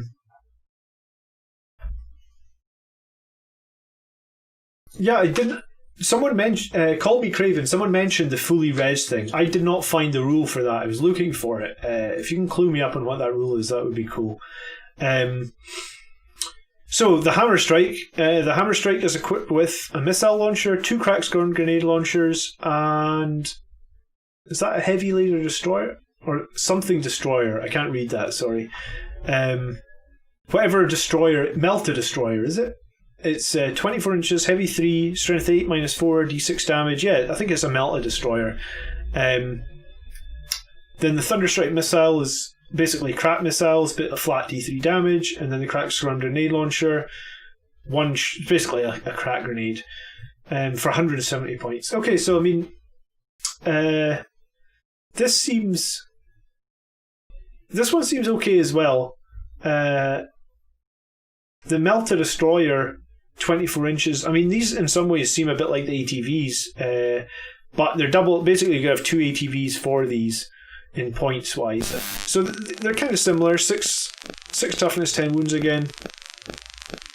I think these will be really strong for like Dark Angels, and maybe we can fit some of these into our list. Not entirely sure.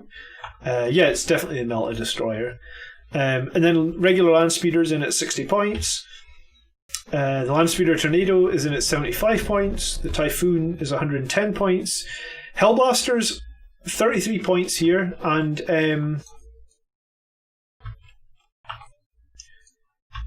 Hellblaster's weapons had a little bit of a buff here, in that the Assault version is now Assault 3, and the Heavy is now 2 damage default and 3 on an overcharge.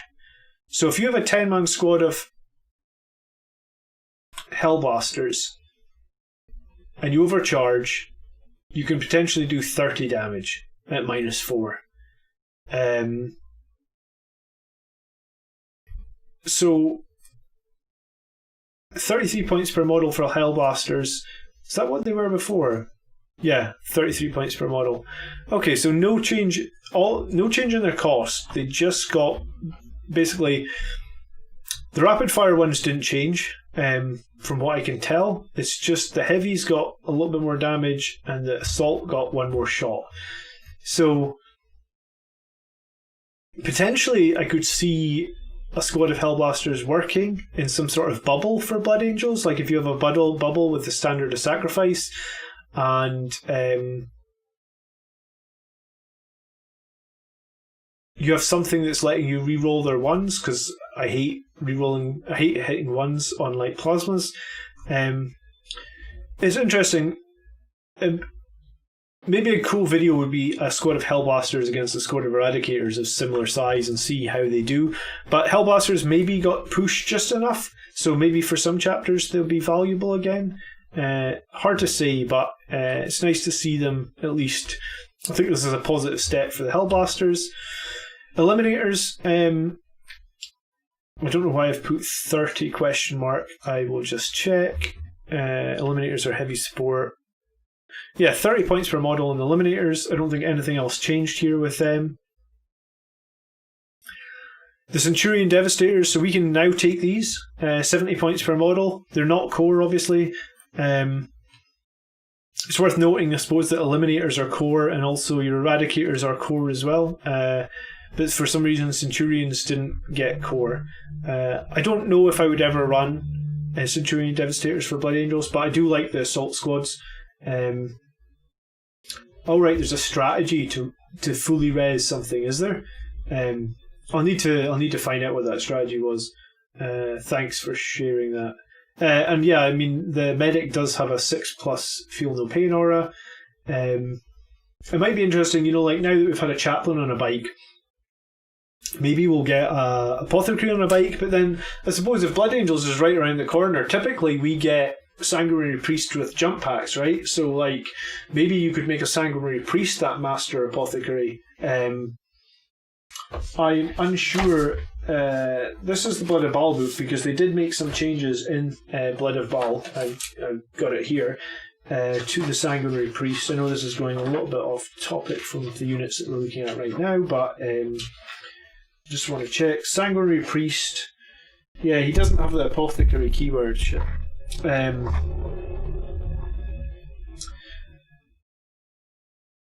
Based on how neglected the Sanguinary Priest is, I guess we'll have to see, because back in the Index, the Sanguinary Priest actually had a load of weapons options, and then they took them all away from him in the Blood Angels Codex, and they only put the jump back in Blood of Baal, so I guess we'll see. Okay, try and move on, because there's still quite a bit to get through. Devastators are at 18 points per model. Devastators with 2 wounds are going to be really hard to shift off the board.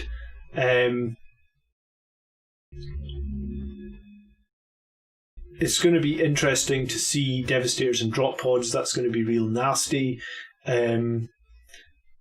Especially even heavy flamers now with probably like a 12-inch range on Devastators. I know that the grav cannons are horrendous.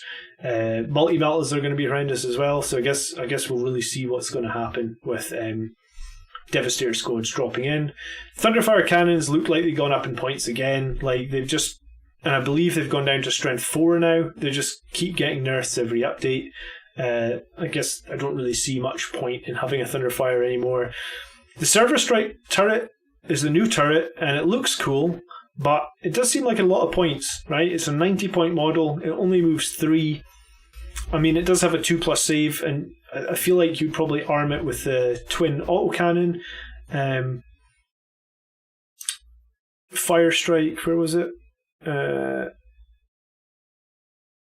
Sorry, was it not called Fire? Yeah, Fire Strike. So if you want to put las talons on it, it's an extra 40 points, and it's only a 24-inch range. I mean, it does have heavy 4. Just at that point, your opponent's probably just going to kite it, right? And then you're talking about 130 points for kind of like a crappy tank that only has 5 wounds. I don't know about. I mean, I ordered one on the day because I'm a sucker for new models, I guess. If we're going to play it, it's probably going to be the autocannon. I can't see it. I can't see it working for 130 points. I think the Grav Amp strat is gone, which is good because Iron Hands used that to be OP as fuck. Just let me say that. Hunters are 10 points, Stalkers are 115 points, Whirlwinds I think went up in points again to 125, so again, indirect fire has just been really badly nerfed. The Predator Destroyer at 140 points. I haven't played a Predator in a long time. I just don't... 140 points for... They just don't seem strong enough. They're too easy to shoot off the board, I feel like. Predator Annihilator, 130 points. Okay, we'll check out the new Primaris tank, I guess. The why is it? There we go. No. Hold on. Technical issue, sorry. Apparently this picture is not going to scroll. That's great. What the fuck? It's definitely not going to scroll.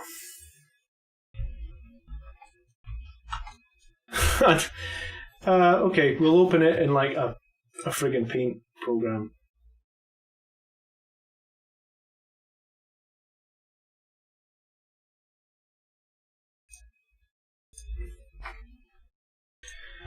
Okay, now it will scroll.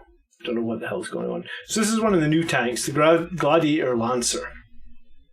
So, Gladiator Lancer is equipped with a Lancer Laser Destroyer and 2 Stormbolters. Well, that's a very simple loadout, I guess. So the Lancer Laser Destroyer is 72, Heavy 2, Strength 10, -3, D3 plus 3 damage. Do you know what? They used to do this a lot more in the olden days where it was like 3 plus D3. And I like that a lot more, I think. Rather than just like D6, right? It just normalizes the damage a lot better. Each time this model makes an attack with a Lancer Laser Destroyer, add 1 to the attack's hit roll. So I guess this crazy heavy weapon hits on 2s. It only has a 3+ save, 12 wounds, toughness 8. And I put down these are all the options that it's allowed. So it can take auto launchers, I guess, to put up smoke. It can take rocket pods, which aren't on the profile, which is strange, I guess. And it can take heavy stubber, which is also not in the profile, so I guess maybe they made a mistake on the profile. But that is the new Gladiator Lancer tank. Okay. Next up is the Gladiator Reaper. Let's see if we can actually zoom in here. We can, but it's really low quality. The Gladiator Reaper is equipped with 2. I cannot read that. Then something heavy onslaught Gatling cannon. 2 bolters, is it? Oh, these are the new bolters, I think. Tempest bolters, I believe. So it gets 2 rapid fire 4 minus strength 4 -1 1 damage bolters. So you get basically 16 bolter shots. So it's like a crappy Hurricane bolter, like a really crappy one, I guess. And then you get 2 onslaught cannons, which is heavy 24, strength 6 -1 1 damage. So this is very much your anti-infantry version. Costs 230 points, and it got the same options. That seems expensive for what that is. 16 bolter shots at strength 4, 24 shots at strength 6. But it's just going to kill shrapnel, and it only does one. They only do 1 damage a shot. 230 points. I feel like there's better options to clear out stuff than that. If you could, I mean, toughness 8, 12 wounds. You're only 50 points. You're only 50 more points to get like a Land Raider Crusader. and this isn't a transport, yeah, it's halfway between a Stormbolter and a Hurricane Stormbolter. I'm not sure about that. It seems expensive for what it is. And then the Gladiator Valiant is a Gladiator Valiant equipped with 2 multi-meltas and 2 twin-link las cannons. So this is very much your anti-armor Gladiator. 250 points for this one. The twin-link las Talon and 2 multi-meltas. So I guess heavy 4 from the multi-melta and heavy 4 from the twin-link las Talon seems okay at 250 points. I think it provides like a nice middle ground sort of, because let's be real, repulsors are like crazy expensive, right? Like Land Raiders are quite expensive, but repulsors are like another 70, 80 points. It's really hard to take an impulsor, I feel like, just because they're so point heavy. And I believe they just got nerfed. We're going to come to them shortly. So that is the Gladiator Valiant.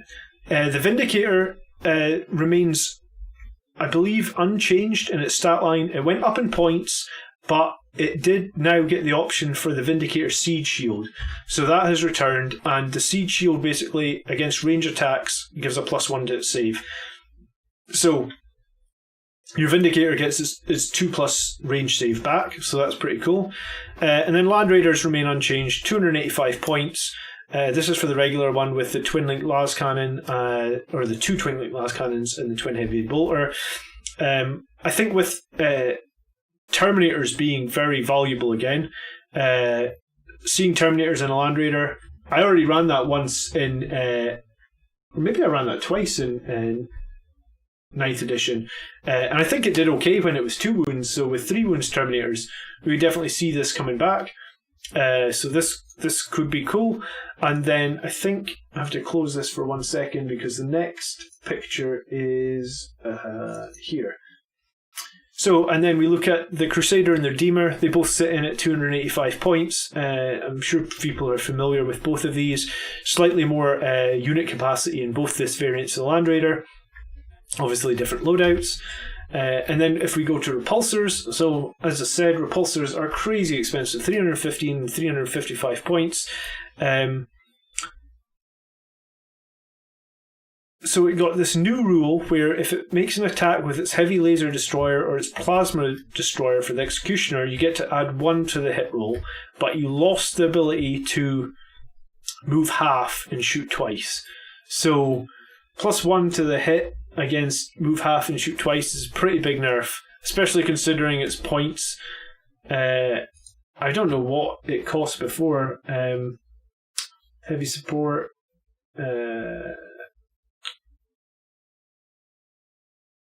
So it went down 1 point. I think it went down 1 point. Let's check. Heavy support. Repulsor Executioner 355.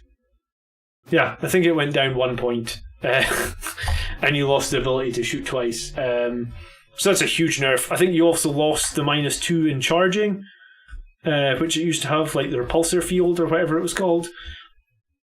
And I guess the regular impulsor lost the -2 in charging as well. So nerfs to both of these, but no real change to points.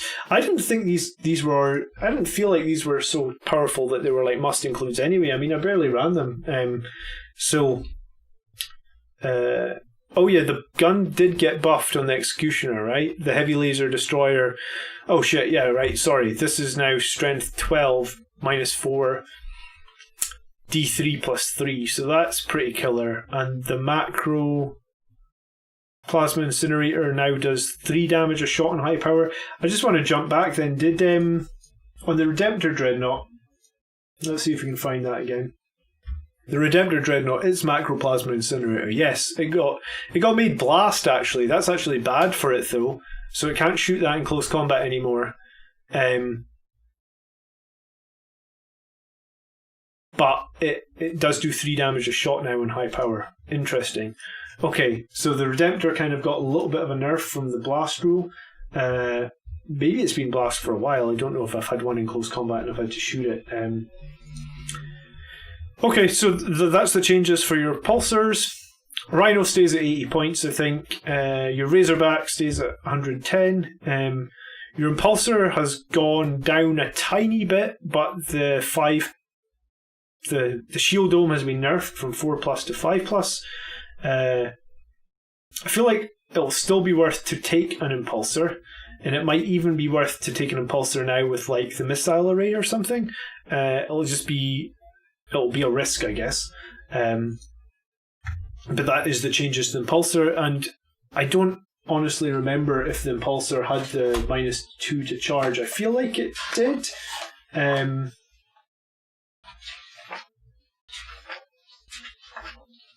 Usually when I'm playing against people, Impulsors were full of things that I didn't want to get in close to. Yeah, it lost Repulsor Field as well.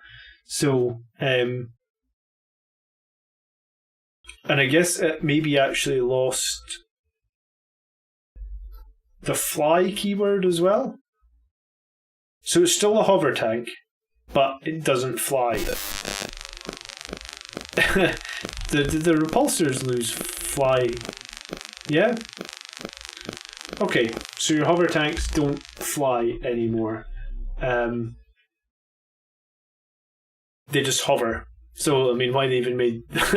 why they didn't just give them tires like everything else now at this point is true. Drop Pod, 70 points. Stormpeter Storm, 55 points.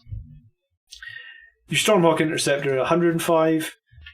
Please take screenshots of any of this stuff if you want.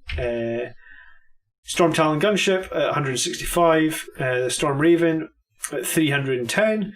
I don't think anything changed overly with these. I mean, the only thing that would really change is like the Storm Raven can take multi-meltas. So, I believe it's a twin multi-melta. Yeah, so the Storm Raven kind of got a buff in that it can take multi-meltas. And then the Hammerfall Bunker, which is the last new unit, which hasn't been released yet, I guess, same as the Heavy Intercessors. So the Hammerfall Bunker is toughness 8, 14 wounds. So I guess it's quite strong like that, and it's got a heavy bolt array and a Hammerfall missile launcher. So heavy 3, so it's basically just a heavy bolter. And then the missile launcher is quite strong, actually. It's like having two... they even called it super... I was going to say like souped up crack grenades and souped up frag grenades, but they basically just called it that anyway. So the bunker seems cool. It seems like it would be pretty difficult to shift, but the fact it's stationary, I guess. And then what's the special rule? In your shooting phase, each time this model is selected to shoot, its Hammerfall Heavy Bolt Array or its Hammerfall Heavy Flame Cannon Array can target and resolve attacks against every eligible enemy unit. Each time this model has Overwatch, it only resolves attacks with weapons against the charging unit, but when doing so, the type of its Hammerfall Heavy Bolter is changed to Heavy 6, and the type of Hammerfall changed to Heavy 2d6. So basically it's hard to charge, and then it sounds like, and resolve attacks against every eligible enemy unit. Each time this model is selected to shoot. So I think it could shoot. So if there's like 2 or 3 squads in melee range, it can shoot at all of them? Is that what that's saying? It can shoot each gun at everything? In your shooting phase, each time this model is selected to shoot its Hammerfall Heavy Bolter Array or its Heavy Flamer Array, it can target and resolve attacks against every eligible enemy unit. So if there's 3 enemy units in range, then it can shoot its Heavy Bolter gun at all 3. So, I mean, that... I guess that is your...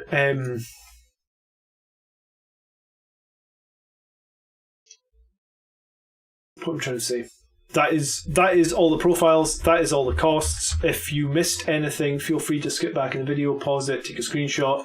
As I said at the very beginning, do you know what? I'll just put the points up on the screen again for a few seconds, and then we'll move on to the last thing, which is weapons. As I said at the very beginning, they've kind of changed the point system or the point value. If, for example, if if a character has 2 or 3 options and there's only one option, right, in the profile like this, then it just means all the options cost the same points. Unless it's specifically called out. A good example actually was the Primaris Lieutenant. So the Primaris Lieutenant can take a Storm Shield, but it's never called out here. So if that means if he takes the weapon loadout with the Neo-Volkite pistol and the Storm Shield, he just pays for the Volkite pistol and the Storm Shield is free. So this is the page 1 of point costs. This is page 2 of point costs. And this is page 3 of point costs. Sorry, page 3 is in shitty resolution. That's just what I managed to get my hands on, basically. Okay, and then the last thing to look at then is weapons. Is it this one? No, it's this one first. So I also got a list of all the weapon profiles. So you'd be able to take screenshots here and see if anything has changed. I actually haven't really looked at this myself yet. I guess, disappointingly, the Flamestorm cannon, I guess, that's on the Battle Predator didn't get an increase in range. So that sucks. The Heavy Flamer, we all knew that was getting an increase in range. It's gone up to 12. Regular Flamer has gone up to 12. Hand Flamer? Hand Flamer has gone up to 12 as well. Okay, that's a bit interesting. Obviously, we just talked about the Heavy Laser Destroyer having gone up. Page 2. We knew that Onslaught Cannon was going up to Heavy 8 rather than Heavy 6. I believe the Heavy Onslaught Cannon, which might have been on the last page, Heavy Onslaught Cannon went up to Strength 6 from Toughness 5. Obviously, some of these plasmas changed. The Macro Plasma for sure. And then the plasmas on the Hellblasters. The Multi-Meltas went up to 2 shots. These are the Hellblaster plasmas. I don't think anything else here changed. Thunderfire Cannons got nerfed.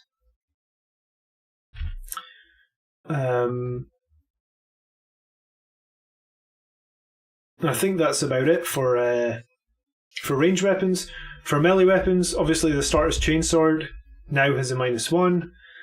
We knew that Thunder Hammers were now going to do only -2. We knew that Power Fists were going to now do a flat 2 damage, so I'm going to be ripping off the Chain Fists off my Terminators and get them rebuilt with Power Fists, just because usually flat 2 is just much better. I mean, in some ways they've normalised all the damages. I mean, I guess there's still a few. Dreadnought Chain Fists doing 2d3 is a bit weird. The Redemptor Fist used to do d6, so again this has been normalised to do 4 to 6. That's actually big. You know what, the Redemptor Dreadnought, I got 2 of those. They just got a huge buff actually. Constantly due to Eternal, and both fists just got like a much more solid, like they do more damage than Leviathan Claw every turn now, and they're still strength 14 for Blood Angels, and you still get +1 to wound. So yeah, so I guess that is about all the leaks that I have at the moment. I've obviously ordered the book. Oh shit! Look, I have a high. I did it. Sometimes I have an upscaler, so I upscaled the final point cost page. I just haven't named it correctly in the folder, so I didn't see it. So there you go. There's the final point cost. If you didn't manage to screenshot that earlier, so you can get the point costs there. Yeah, so that's all the weapons, all the units, all the point costs, and then we went over some of the chapter command stuff at the very start and the new Warlord trait.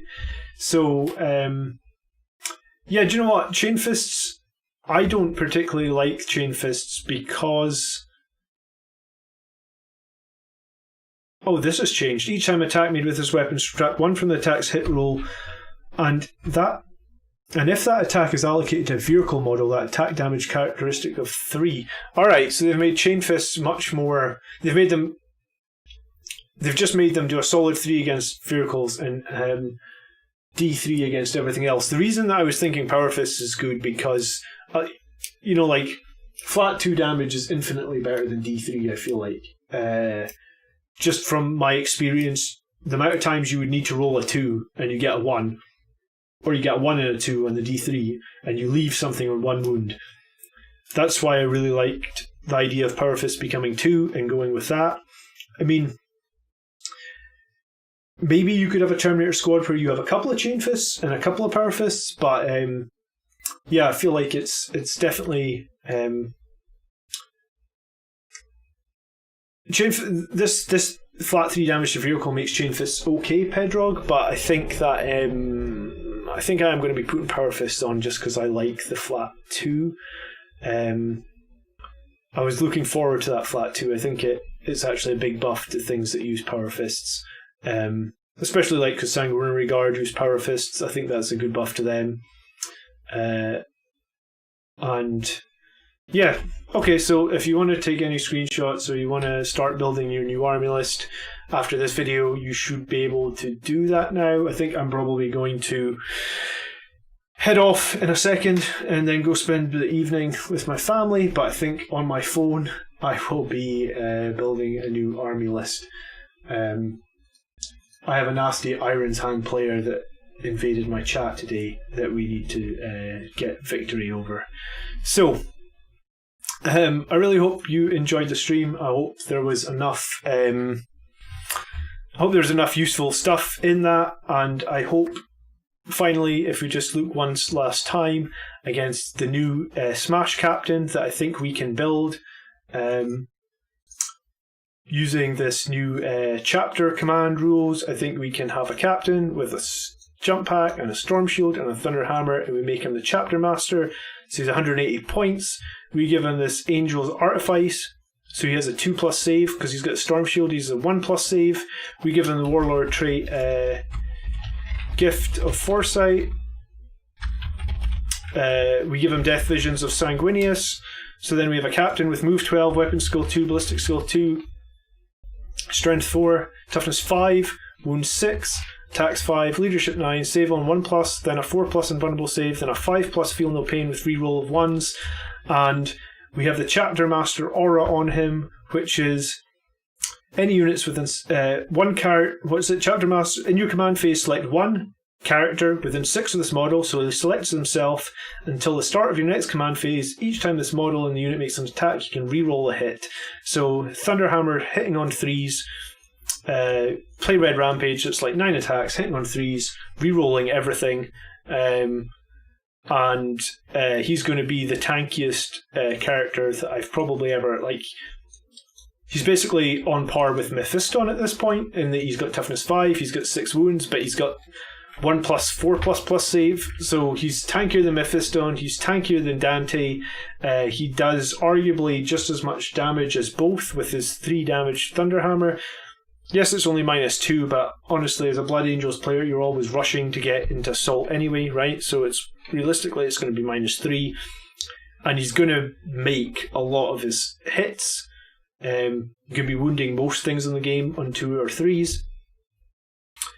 I think that if we run him with like a Sanguinary Ancient around, so he gets rerolls on his 1s in the wound phase, this guy is going to be... I think this guy can eclipse Dante, actually, and it's kind of sad because I like having Dante in my army. I think he's like our iconic guy, but unless we get Primaris, that's all we can do. So Lagmeister, normally on this weekend stream I try and look at army lists, but this week was a bit different. I think the next couple of weeks with new codexes and stuff might be a bit different, but if you just put your list, your whole list, like export it from Battlescribe into any one of my videos, like I get a pop-up when anyone comments on any video, so I'll instantly see your list and I'll be able to reply to you and tell you when I'm going to look at it, etc. Because I like to look at them on stream and I like to talk them over with guys. I've never actually had anyone come on stream with me, like on Discord or something, so we can actually chat it over. That might be cool. If someone was interested in that, I'd be totally up for doing it. But yeah, I mean that's what it is. What it is. It's going to be a bit difficult for me to look at lists because I guess like with all this information dropping today, everything is kind of changed, and like I don't even know what the hell my list is now going to look like, but yeah, leave me a comment on any video any time, and in the live stream we'll try and pick it up or something. All right, guys, I need to run. It's been great. Thank you so much for hanging out with me today. That's the most concurrent users I've ever had on the live stream. It was at 15 at one point, so that's pretty damn cool. And I hope you all have a great weekend, and I guess I will see you all in next week's videos. All right, by the blood are we made. Peace.